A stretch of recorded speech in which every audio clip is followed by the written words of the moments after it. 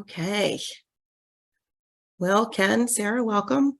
Everybody that was joined us around the world, thanks for joining us. My name is Meg Steiner. I'm our Vice President of Marketing here at Richardson. On behalf of our team here today, we're very excited to welcome you to this 30-minute webinar on finding hidden revenue in top accounts. Before we get started, we just have two quick housekeeping items that we always cover. We are going to save some time at the end for Q&A, about 5 minutes. So as we're going along and Will and Ken are presenting, feel free to submit your questions as they come up through Q&A or chat. And we will be recording today's session. So following today's call, Sarah Doherty will be sending out a recording and a copy of the slides for you this afternoon. So let's get started. All right, so first I'm pleased to introduce my colleague, Sarah Doherty. Sarah is our Marketing Operations Manager, and she's going to be producing today's webinar. Hi, Sarah. I'm very excited to introduce our two speakers for today. First up, we have Ken Cross, our Director of Sales Enablement Solutions here at Richardson. And second, we have Will Smith, who is our Vice President of Sales here at Richardson. Will, I'm going to turn it over to you to get us started.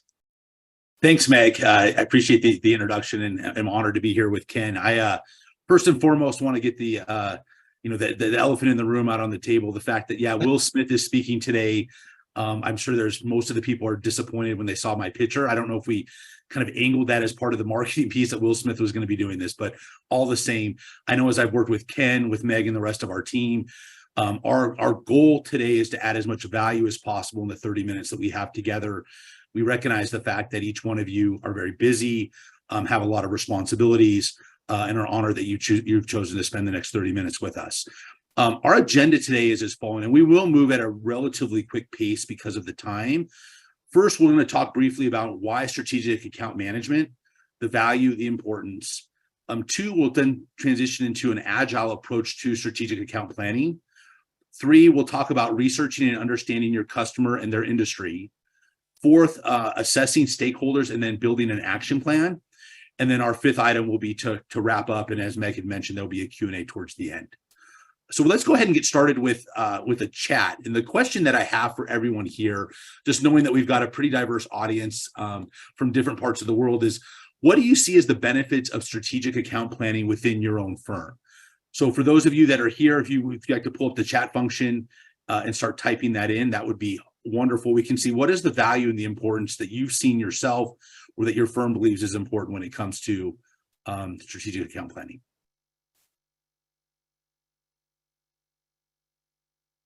So we've got reducing churn, very important. Let's see, anyone else?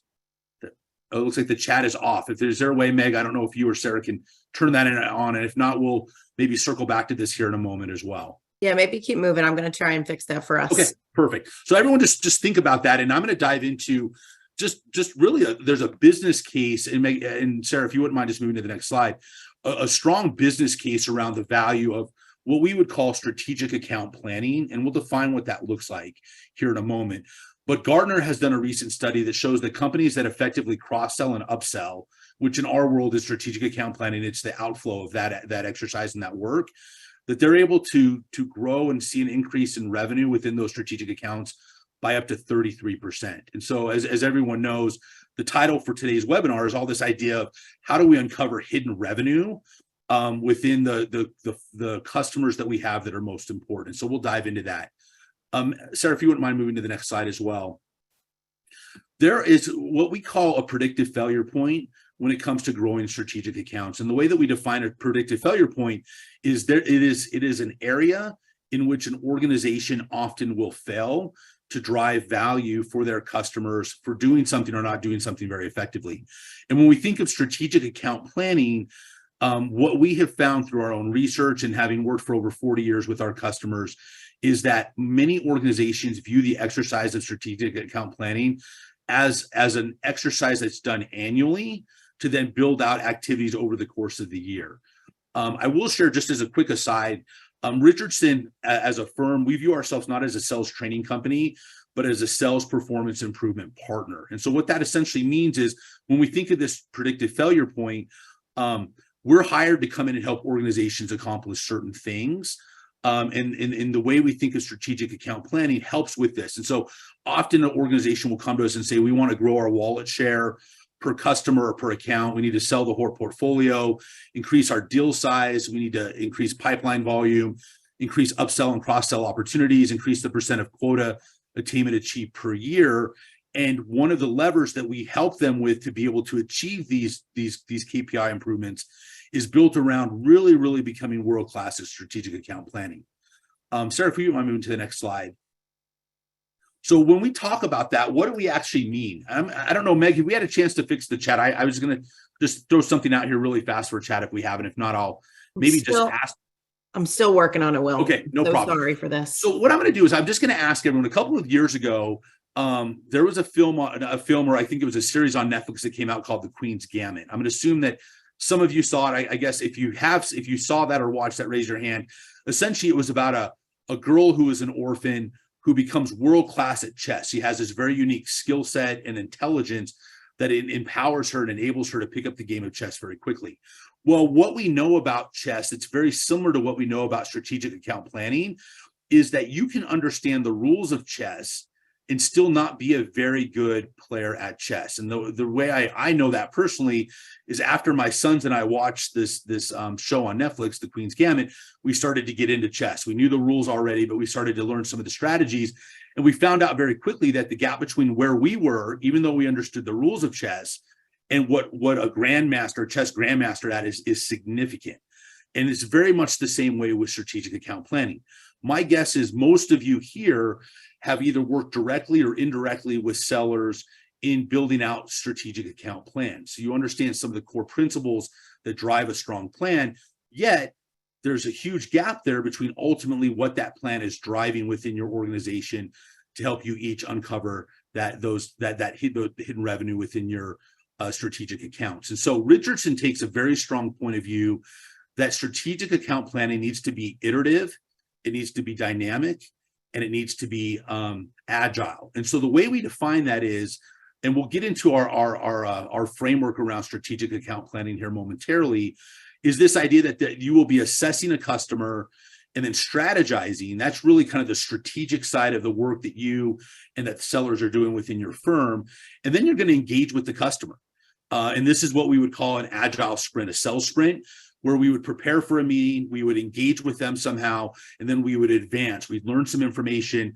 We would then come back to our dynamic strategic account plan, do some more assessment, strategize further, and then re-engage with the customer again through preparing, engaging, and advancing. And so this approach allows strategic account planning to actually be a dynamic, iterative, agile process, which we believe is absolutely essential to become world-class at strategic account planning. Sarah, if you wouldn't mind advancing to the next slide. And so the framework that we have today, and just to help you understand what we'll do for the next 20 minutes or so, is I'm going to quickly review a couple of things, and then I'm going to pass it over to Ken, and he's going to take it a minute or two to share something that we believe is very important to really bring to life a strategic account plan. So first, we need to assess what's going on within the actual organization, the strategic customer or firm that we're focused on. First, we need to analyze the industry, assess the customer, assess stakeholders, and then assess our competitive position. Once we've been able to do this assessment, we then are able to transition into what we'd call the strategy phase of the planning, which is to really develop a strategy and create an action plan. And so this is the process that a seller and his or her team would go through in preparation for a meeting with a customer in which they would use this selling sprint to bring this plan to life, learn information, come back, and then walk through this process again.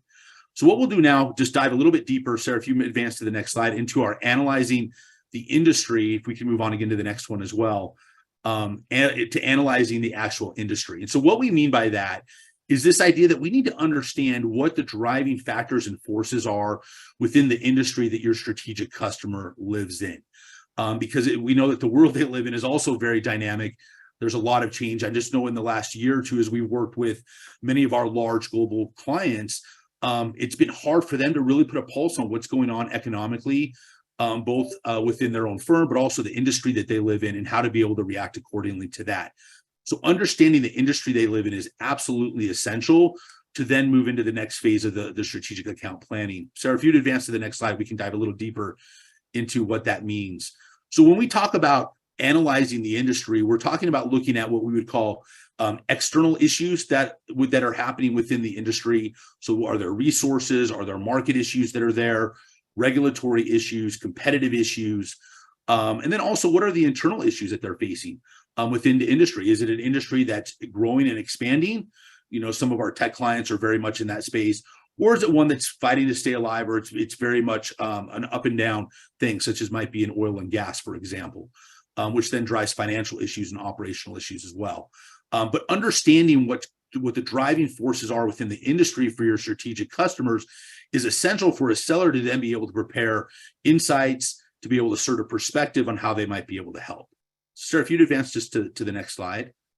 What I'm going to do now, just before I pass it over to Ken and allow him to share something, the other thing that I was going to share around chess is, chess is a game that's been played for hundreds and hundreds of years. But really what we've seen in the last 20 or 30 years, the skill level of those that are best at chess, these grandmasters, has taken off. And so as you look at one of the reasons why this is the case, technology has been developed that has enabled grandmasters and other chess players like myself and my sons to be able to constantly be playing chess online, on our phones, whether it be against a bot, some kind of a computer that's a system that's been developed, a program to play against us, or whether it's to actually play against other players around the world. So we're able to play a lot more chess, practice and develop our skills. At Richardson, what we've done beyond looking at what is the right framework to do strategic account planning, we've also looked at what are the tools that are needed to enable the success of this being a dynamic process. So I'm going to pass it over to Ken Cross, who's our director of our sales enablement tools, and he's going to actually dive and share some of these tools with us.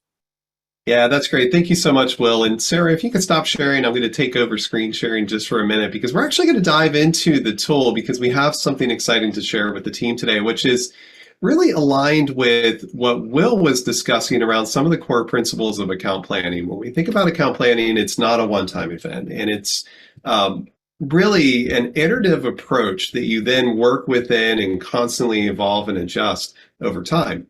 And that all aligns with that concept of being very agile in how account planning is done. And what we've seen is to have the most collaborative experience with account planning, and also to support this concept of agility, it makes sense to have account planning actually embedded directly within Salesforce.com, where accounts are typically managed for many of our clients. So I'm going to give a brief example of what Will was talking about with the ability to analyze the industry, analyze those external issues. And I'll show you how that looks within Salesforce.com. I'm working on an account plan here called Global Delights Food Corporation. And to analyze my industry, that then becomes an embedded component directly within Salesforce. Under Analyze Industry, this is where I can start first by understanding the deep structure of the account, the different parents and child accounts, etc. But then also begin to list out, capture, and analyze the various industry issues and the impact those then they might have on the client, as well as identifying additional opportunities that this may uncover for me. And of course, so that I can collaborate with and bring value to my clients, it also gives me the opportunity to capture and track the different insights that I could then share with my clients as well. So back over to you, Will. I know you have some other exciting things to share also. Thanks, Ken. No, I appreciate that. One of the things that we have found is essential to, again, a strategic account plan being dynamic, being iterative, is the fact that the technology supports it becoming a dynamic process. It becomes built into the day-to-day workflow of a seller that enables them. Whereas historically, in many organizations, a strategic account plan has been something, again, that's done once a year. It's usually put to the side, maybe revisited from time to time. So the next thing that I would love to briefly talk about, and then I'll pass it back to Ken to share a little bit more about this tool, is the importance of then, once we understand the industry and what's going on within the external and internal factors of the industry of our customer, understanding what's actually going on within our customer organization. So, Sarah, if you wouldn't mind advancing. And so, again, it's this idea of, if we're going to add value, the goal of a world-class sales professional always is to optimize the amount of value they bring to a customer, both in terms of maybe the products or services that are offered, but also the insights and the perspective that they're able to do to help guide that, which is essential for that. And so on the next slide, we dive a little bit more into some of the things that we know to be important when looking at the customer organization itself, understanding the values and culture, understanding what are the customer goals, how are they making money, how are they saving money, how are they managing or mitigating risk, the objectives that they're trying to accomplish over the next 1 to 3 years, the issues and the challenges that they're facing relative to those objectives, and then the initiatives that are being built in to achieve those strategic goals or those objectives as well, are all very, very essential. And there's a variety of different ways sellers can research this out there. But that being said, what happens within organizations is because they themselves are so dynamic, it's important for a seller to constantly be back and revisiting the customer organization as well. So Sarah, if you wouldn't mind advancing to the next slide. My understanding is the chat works now. So I'm actually going to ask a question and do this. So what are some of the examples, for those of you that have joined us today, what are some of the examples of either the financial or the operational challenges or issues that your customers are facing today, either that you've identified through a strategic account planning process or that you're just aware of as you've talked internally? So what are some of those challenges?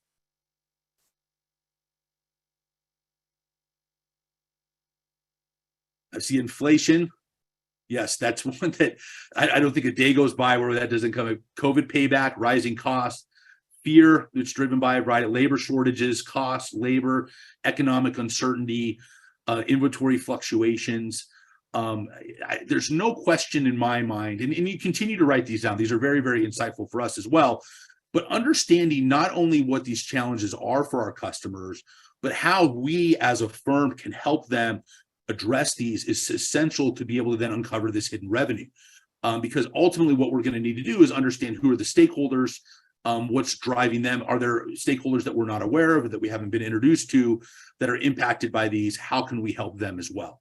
So Sarah, if you wouldn't mind just advancing to the next slide.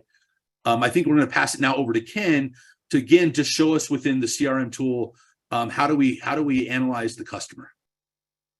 Yeah, that's great. Thank you so much. I'm going to go ahead and take over screen sharing, and we're going to dive back into Salesforce.com because, as mentioned, to ensure that account planning can be a team sport, can be collaborative, and also easy to do, it just makes the most sense to include that within the Salesforce application.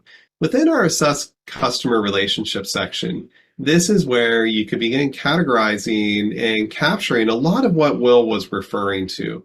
In this case, we're tracking things like the relationship history. What level of relationship status have we established thus far with the client? And then also taking a deep look at the account performance over time as well, the current year versus last year and the year prior. And also it's important to consider how that plays into setting revenue targets within the account. You could even go to the level of detail where you optionally analyze individual products or solution categories to determine, are we selling the right solutions that match the needs of our clients, and what are the goals around those different solutions? And this is all anchored in a concept of then capturing the information, but then also, of course, analyzing the results. What did we learn from this analysis? And what did we learn as far as what our strengths and vulnerabilities are? Where are we strong? And then where are some areas that we may need to really focus on as we build our strategy and do some additional planning within the account? So back over to you, Will. Thank you, Ken. I know, again, one of the benefits of a tool being built into CRM is its ability to, as Ken talked about, not only evaluate the different stakeholders and the roles that they play and the roles of the customers, but even to allow team members who might be involved in building out the strategic plan to all have access to the same plan, to be able to go in, modify it, update it. So again, it becomes a very dynamic tool that's constantly being used and revisited by an account team that ultimately will then enable the plan itself. So the next step, again, looking at our framework for strategic account planning, is once we've understand what's going on within the customer itself, we now want to really spend some time assessing each stakeholder, stakeholders that we have access to, stakeholders that we need to get access to, and maybe even starting to identify stakeholders that we're not aware of, but based on our research, both within company as well as industry, we've learned that there might be something we can help with. So it might be, again, a division, it might be a geo that we haven't penetrated yet, but we're aware there's challenges they're facing that we know as a firm we can help them with. So Sarah, if you wouldn't mind just advancing to the next slide.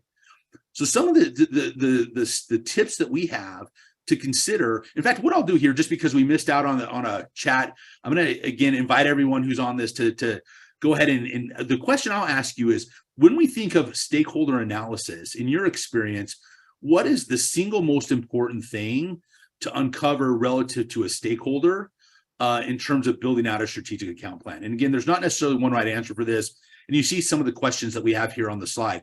But go ahead and just type in, what's the one thing that you would want to identify initially when thinking of a stakeholder? Decision maker with authority, Andy, phenomenal. There's no question that that's a key part of it. What other things are important as you all have done that? Level of buy-in. Thanks, Jason. Who the decision maker or makers are, right? Like, what is the buying process itself? What are the pain points? Critical, and how are they connected to each other? What is the value to them in their role? How will our solution improve? Budget holder, ROI. There's no question that as we do a stakeholder analysis, not only understanding who they are, but what's important to them becomes absolutely essential to building out our strategic account plan before we're able to then engage with them. Thank you, everyone, for participating and sharing that as well. Sarah, if you don't mind advancing to the next slide. From our perspective, and Ken will share this briefly as well when he goes into the tool here in a moment, understanding the role, again, some of the things that you all identified here. What role do they have? Are they an economic decision maker? Are they an influencer, change champion? Level of influence, level of access do we have? What level of access do we have to this individual? Competitors' level of access. How, if it's a competitive buying situation, what do we have access to versus what a competitor might have? And then how well are we aligned internally to their buying and decision-making process as well? So Ken, I'll pass it back over to you to demonstrate, maybe share that tool as well as what the account plan looks like. Yeah, that's great. Thanks so much, Will. So we're going to jump back into Salesforce. Really want to show you how this comes to life within Salesforce.com, within your CRM. So if we jump over from our Assess Customer Relationship tab to now Assess Stakeholders, this will now give us a visual representation of everything that Will was talking about. So Will was discussing the different stakeholder attributes. Well, that then turns into a sort of heat map where you could quickly and easily visualize where you have some strengths, for example, in areas like level of influence, just for example, versus some areas of opportunity where maybe you don't have very strong access, or maybe you're not very well aligned with those different individuals. This then also comes further to life because you're able to capture at each individual level the different business needs they have, and also those personal needs, which can be very important because we know that real people make buying decisions. So it's really important to understand not only what the critical business issues are, but what are some of their personal issues that could play into that decision-making process. And this all comes to life in a visual organization chart where you're able to see a visual representation of the lines of reporting and also the dotted line, that line of influence. So in this case, I can see that Doug Smith, an ally of mine, has very strong influence over Lucy, who is a bit more neutral on the alignment.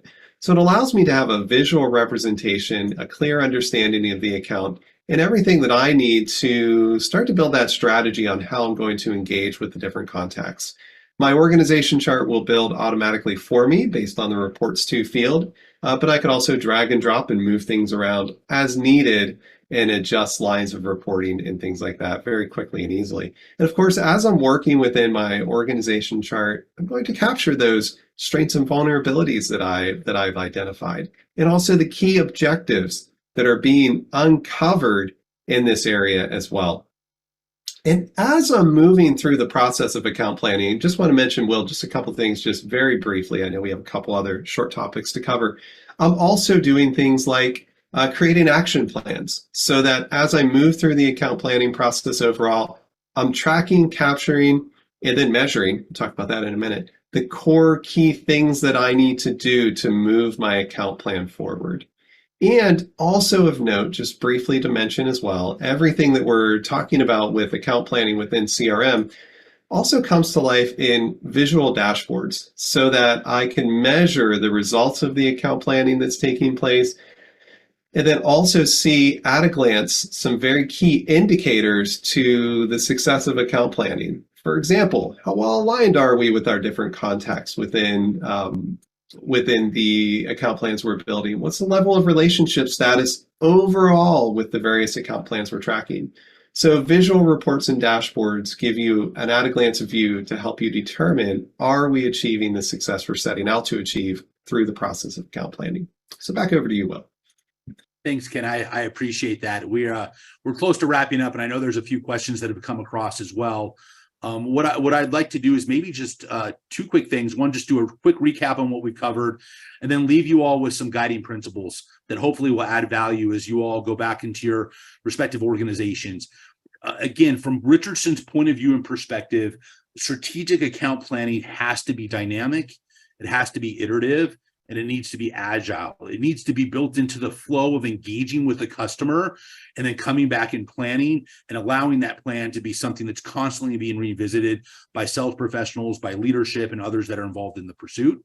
So again, 5 of the guiding principles that we know are essential to success within strategic account planning is first, selecting the right customers. Again, you can go through this entire process, but if you don't have the right customer with the right amount of white space, it becomes very, very difficult to uncover that hidden revenue. We want to then analyze and then act. Too often sales professionals, because they're very anxious to close business, they act, they want to position, they kind of go in without actually analyzing. And as a result, and this comes out a lot of times in win-loss reviews, they missed out on kind of the key relationships with some of the stakeholders. Third, creating alignment and then value internally and externally as we engage with customers. Fourth, collaborating with the customer, understanding the roles and the relationships and making sure it's a very collaborative relationship as we work and uncover where this hidden revenue might be. And then finally, the ability to execute and update. And again, making that a dynamic, agile, iterative process is essential kind of to the new world of strategic account planning. Again, on behalf of Ken and myself, I want to thank everyone for joining today. I'm going to pass it back over to Meg. I know we have a few minutes. If there's any time for questions, we're more than willing to do that as well, but appreciate everyone's level of engagement today. Great. Thanks, Will. I'm glad we got that chat fixed. Sorry about that, everybody. Alrighty, so before we get to Q&A, I just wanted to offer you 2 pieces of thought leadership here. If there's any way that we can help your sales team find more hidden revenue in their top accounts, we've got a complimentary thought leadership here that you can just scan the QR code with your phone. Best practices for mid-year review, always good to check in. It's a little bit after mid-year at this point. And our brochure on our Prosperous Account Strategy. So scan with your phone, take you right to a free thought leadership there. We did have a few questions come in, so let's just get to those. So the first one might be geared towards you, Ken. Christian asks, apart from Salesforce, what other CRM systems do you know are supporting strategic account planning? Yeah, that's a great question. I could tell you in the years I've been here, and I've been here, I think 12 years, 13 years, we've come across a number of CRM solutions and have worked with clients in a variety of CRMs and in a variety of industries to take some of the concepts that we presented today and weave those into CRM. With the app that you were looking at in the examples that we showed, that is a native Salesforce app on the App Exchange, etc. But again, we've worked with a number of clients using other CRMs to bring some of these concepts and principles directly into the CRM as well. Love to know more about what CRM you're using and how we could be of service in helping you with strategic account planning. So love to connect and learn more. Great. Thanks, Ken. And Christian, feel free to reach out and we can chat in more detail if that works. We'd have a second question came in here. It says, how do we prioritize account planning from the early stages of discovery with companies who want to move quickly through the sales cycle or don't want to commit to formal discovery meetings at all? Yeah, you want me to take that one, Meg? Yeah, you can take that one. Well, that'd be great. That's a really, and I'm not sure who asked that, but that's a really, really good and a very important question. I always start by first, again, sharing, like when I have a customer or a prospective customer come to myself or someone on my team and ask, how can we impact revenue the quickest? I always will first ask around, what are the existing relationships, your strategic account? So understanding first, is it a strategic account or not? Not all pursuits are built around a strategic account. It might be the size of the organization. It might have to do with the industry that they're in. But let's just assume, based on the question, that you've identified that they are actually a strategic account. Following this process of early on doing research, industry, and now that can be done very quickly within a day or two internally of understanding the industry, understanding the organization itself. and ultimately who the stakeholders are before we engage with them or while we engage with them. The other thing that I also often will share with sales professionals and leaders is the fact that in today's world, the buyer journey, most buyers are well along kind of their decision-making process before they engage with a seller. Probably more so now than ever before. They do research online. They have some pre-assumptions around what they believe they need, what they're looking for. As a result, instead of actually coming to a sales organization to ask for help or like, help me uncover what we need, they're coming with a little bit more demands and saying, this is what we need. Top performing sales organizations and sellers have the ability to listen, to do to the discovery very early and say, you know what, to validate, yeah, that you are on the right path, or, you know, actually in our experience, you're not. Here might be something else that you want to consider. This might work, but there might be a better approach as well. And you can do that confidently if you've done your research into kind of the industry, because you can speak to what's going on in the industry as well as what you understand in their organization. What I'd say is I'm more than willing, I don't know who asked the question, Meg, if they'd like to talk with me or someone on our team, I know we'd be more than willing to dive a little bit deeper into that. Yeah, thanks, Will. That was an anonymous one, but feel free to reach out to us if you have any more questions. I want to be conscious of everybody's time. We're going to let everybody go for now. Will, Ken, Sarah, thank you for everything. Everyone who's joined us, thanks for joining us today. As always, follow us on LinkedIn. We're sharing best practices and research complimentary every day. So feel free to follow us by scanning that QR code. And we hope to see you at our next webinar in August. Stay tuned for details. Thanks, Bye, everyone. everybody.